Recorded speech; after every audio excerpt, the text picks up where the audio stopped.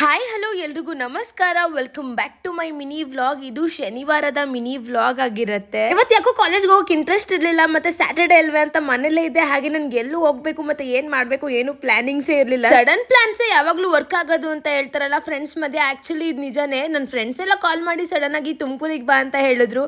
Actually ಆಗಿ ನಂಗೆ ಏನು ಪ್ಲಾನಿಂಗ್ಸು ಇರಲಿಲ್ಲ, ಮತ್ತೆ ಅಲ್ಲಿ ಹೋಗಿ ಏನ್ ಮಾಡ್ಬೇಕು ಅಂತಾನು ಗೊತ್ತಿರಲಿಲ್ಲ.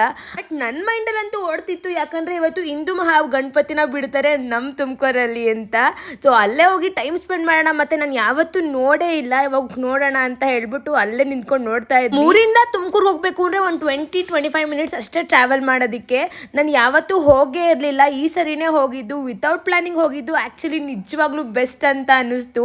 ಅದರಲ್ಲೂ ಸ್ಪೆಷಲ್ ಏನಂದ್ರೆ ಹುಡುಗರಿಗಿಂತ ಹುಡುಗಿರೇ ಮಸ್ತಾಗಿ ಕುಣಿತಿದ್ರು ಅಲ್ಲಿ. ಪರಿಸ್ಥಿತಿಗಳನ್ನು ಉತ್ತಮಗೊಳಿಸಲಾಗುವುದಿಲ್ಲ, ಆದರೆ ಅವುಗಳನ್ನು ಬದಲಾಯಿಸುವುದರಿಂದ ನಾವು ಉತ್ತಮರಾಗುತ್ತೇವೆ. ಇವತ್ತಿಗಿಷ್ಟೇ, ಮತ್ತೆ ಸಿಗುವ. Love you all, bye, Jai Shriram.